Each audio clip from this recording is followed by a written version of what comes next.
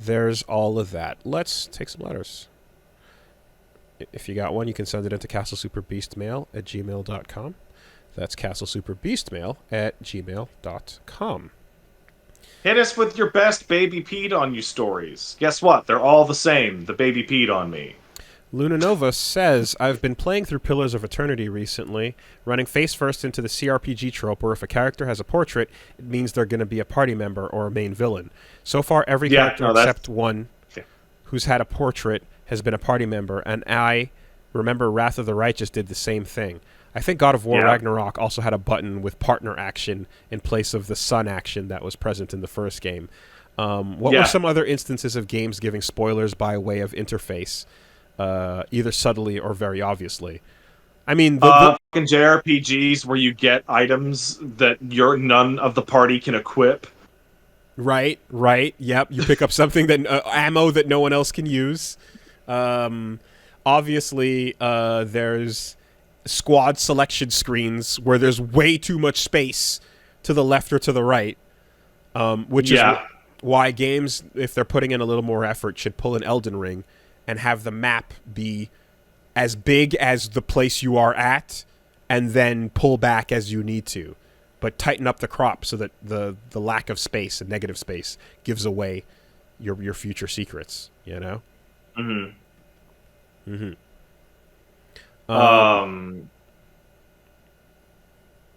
I'd say like, although unless you're going for that feeling of like, I'm pulling back, and I'm seeing black all over the map as there's a fog of war, and I want you to know that you're currently in 5% of a humongous world map or whatever, you know? Yeah.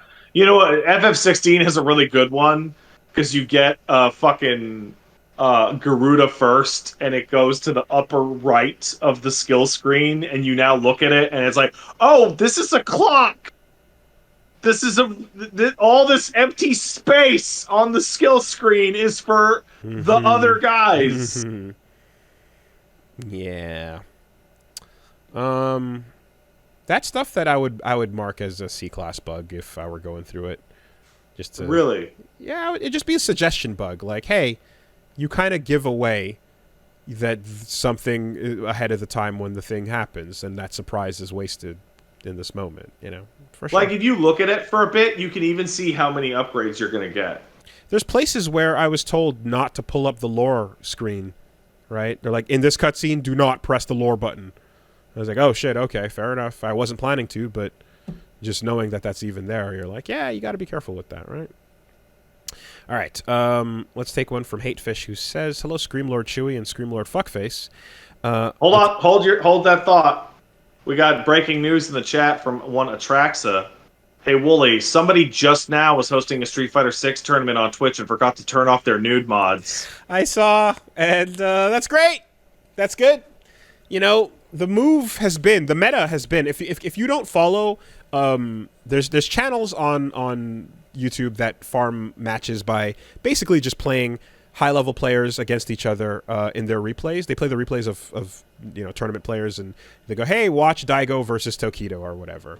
But they also put on their custom PC mods so that it's going to be Juri in her bikini, versus Cammy with the ass out and barely cutting through the TOS. But you're going to click on that thumbnail because we're still playing this like it was the Machinima days, And that's been the meta for getting those views for a while now. And Twitch is a little more aggressive about that shit.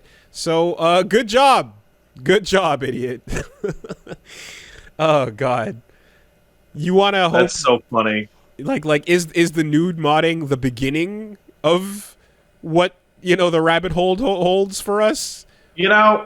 Maybe this isn't because I'm a teenage boy anymore and that I'm now a real man with a son and a wife and a dog and a cat. But when I was like, oh, there's costume mods available for Street Fighter, and I went to the Street Fighter Nexus, and I click top files, I'm like, stop, can I filter out the fucking jerk-off horny shit so I can get to the stuff I actually want, please? It's legitimately really frustrating. Well, Like I'm looking for Zangief in a fucking office outfit with like a shirt and a tie, and I found that. I'm not going there so I can make Chun-Li naked. I mean, we have been here the entire time. You know, Overwatch got to that point where it's like, oh, hey, look, it's this fucking ubiquitous, like omnipresent porn circle to that game. Fighting games and the thirst, as we've known, have been hand in hand forever. The question is again, can you? I don't think you can avoid the Chun-Li nude mod, but what you want to be concerned about is, can you avoid the Chun-Li inflated ass mod? Can you Yeah. avoid the Jury triple size feet mod? Here. You know what the absolute tragedy is? There's a mod for Jury that I'm genuinely considering installing that changes her Jordans, appearance. Have you seen it? the Yeah, Jury Jordans. Jordans, where you put Yeah. fucking shoes on her model. Yo, the Jays are so nice. They're sick. But Absolutely. to get to that mod, I have to put in the word jury into a search bar. Damn. They're so clean though. They're so fucking clean. You pop that in, and just watch your local friend group carefully and see who winces. See who looks at Yeah. it. See who like goes, Like, for real, though, put those grippers away. I don't want to see them. and now she's just showing off the shoe, you know? Yeah, man, look at these Jordans. No creases. That's it. Fighting all day. No creases, no dirt. Hype beast jury. No problem. Um all right. Ah! Ah! I said, put those away, and I see in the chat, yeah, away in my mouth. Stop it. Oh, we already I Stop mean it. the first appearance of Jury's feet in World Tour mode I described as marinated in British gutter juice. Cause she's walking on the fucking wet ass British stone with that. So you know what you're in for. Mm-hmm. Snoof. All right. So, anyways, It's my son in this world. Put your feet away. Stop it.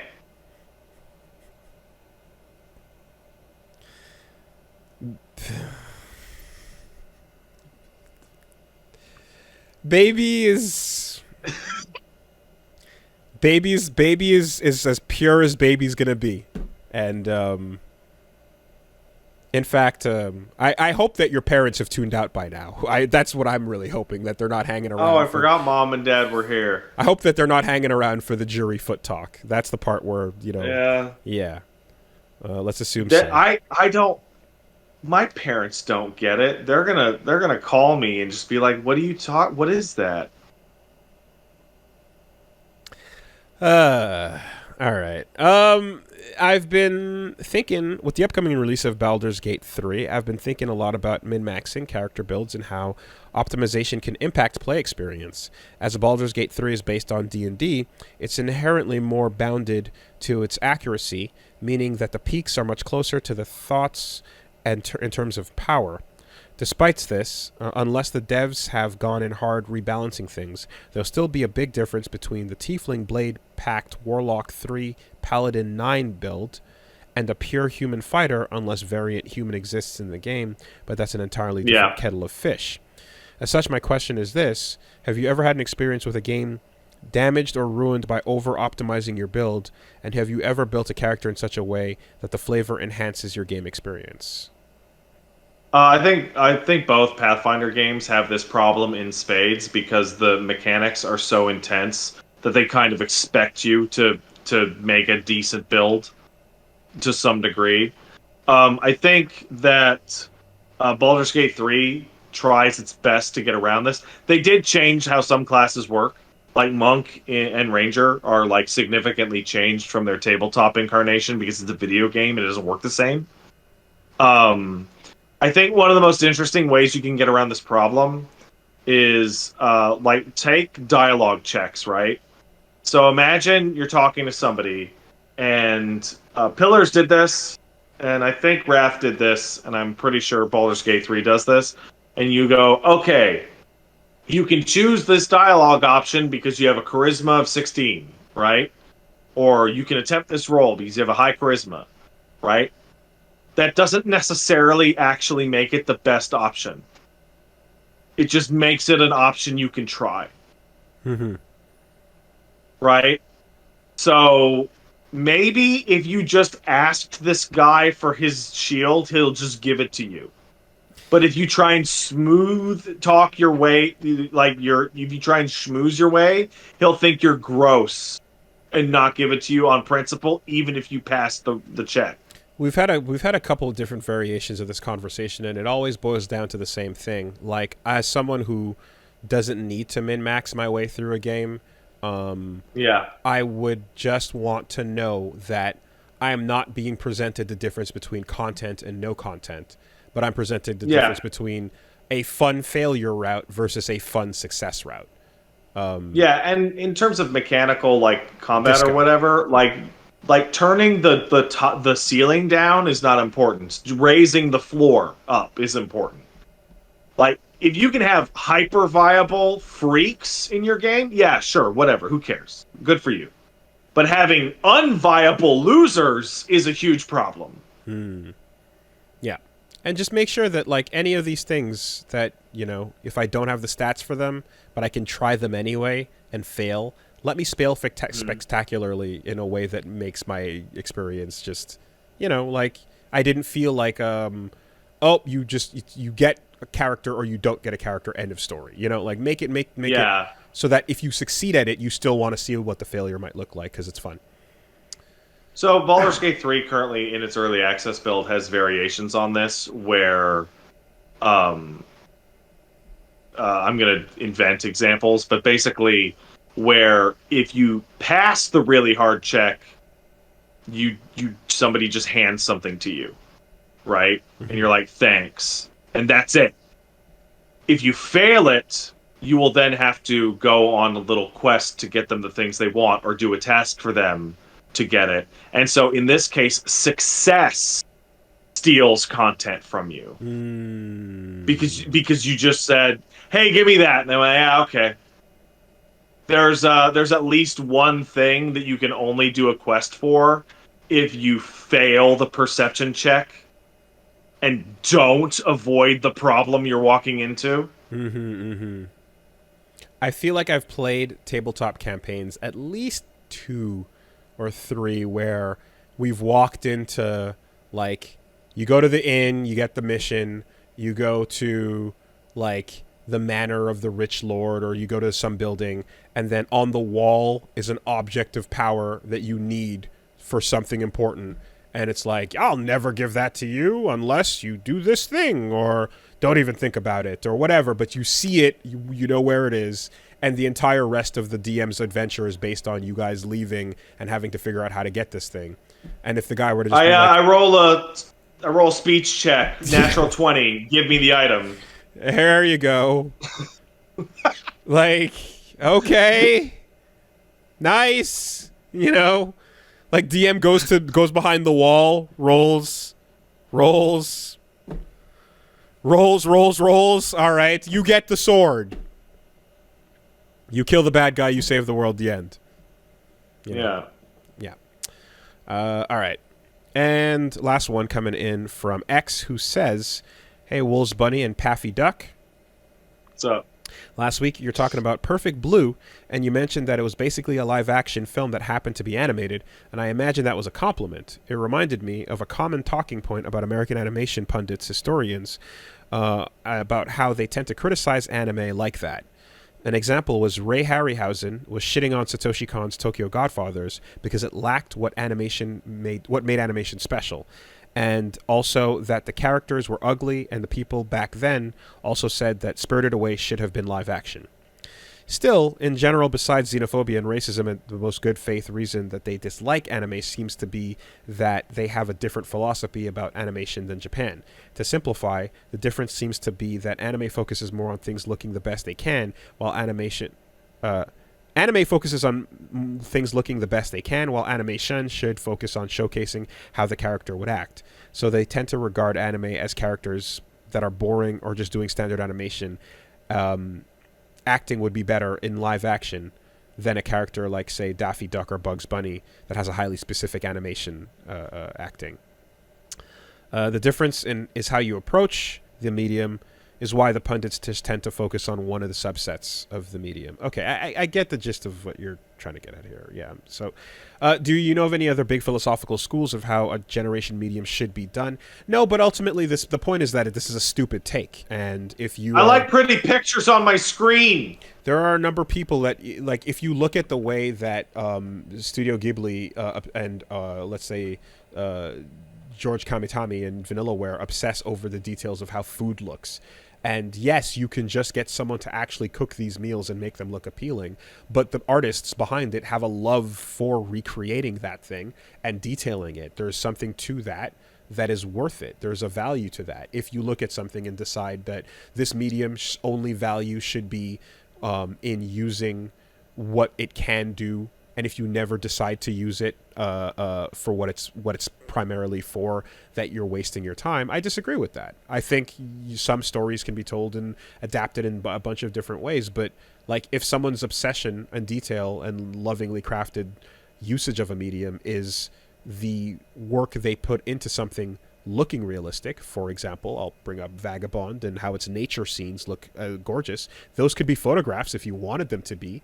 Right? But it's dismissive as fuck to just kind of say that someone's craft is a failure because this movie should have just been a bunch of actors instead of making ugly animated characters. The point of the artist's intent was to make them look that way, and there's a loving detail to how, and the characters he's talking about in particular are like they're very pained and they've been through shit. Like there's a whole thing to that you're overlooking because of those biases. Like, fuck that take. Yeah, that's stupid. That's big dumb idiot. What a brain dead fucking. I don't agree with any mentality that goes, this type of art should do this, other than be good. Yep. Right? I think that's moronic. So the closest parallel to this that we've had in the past is when I've said things where I'm like, whenever I see games that attempt to be movies, I always champion the aspects where I'm like, but do the things that the video game can do best, right? That is true. I think ultimately though, like the best versions of this will do some of both, and they will use these moments like for maximum effect. You'll be watching something that is cinematic, and then you'll retain control in a moment of, where the heightened emotions are at their best, where the heightened emotions are best handed back to you to handle the situation now, right? If you look at a situation that's really uncomfortable, and then the characters are dealing with it, and then you are now the one that has to decide to keep calling or crawl down that hallway or do whatever it is you do, you maximize what the medium is great at. But you can't then preach to say your entry is completely invalid and should not do this. I think David Cage games have way more problems with them besides the part where they keep trying to be movies. Yeah. So that's my preemptive, like, aha, but what about you saying the same thing about video games, Mm-hmm. Okay, well, that satisfies our needs. Before we go, I actually want to bring up, this is the most tangential thing in the world, but we were talking about content being removed because of success earlier. And I just wanted an excuse to bring up my favorite quest in Dragon's Dogma. There's a long-standing... there's a quest in which a guy asks you to get Salamet's grimoire. You're like, dude, I need you to get this grimoire. It'll help me become a great mage, right? And you can either scour the goddamn game for it or get somebody's pawn that knows exactly where it is. And they'll just tell you, right? So, okay, you go and get it. And now you get it. You go to give it back to the guy, and you can just give it back to him and the quest is successful. Or you can go to the Black Cat and copy it and make a forgery item and give him an exact forgery that doesn't actually do anything. And you get to keep the item, and when you use the item, it casts a really super high level spell, like a bunch of meteors. All right, that's cool. I got to keep the item, and there's no downside, except later in the game, that guy shows up last second to help you fight a griffin in a boss fight, and if he goes to use the forgery, it doesn't work, and Oh. he starts to go, why doesn't it work? Oh And he doesn't help you in the man. boss fight. Oh, fantastic. That's great. That's My favorite fucking quest in great. that game. It's such a good goddamn thing. Hell yeah. Nicely done. Okay. Well, your quest right now is to go to the mini map that's been updated and get within that dot that's permanently on the mini map. I gotta get my wife some food There you and go. the opportunity to sleep. So I am out of here.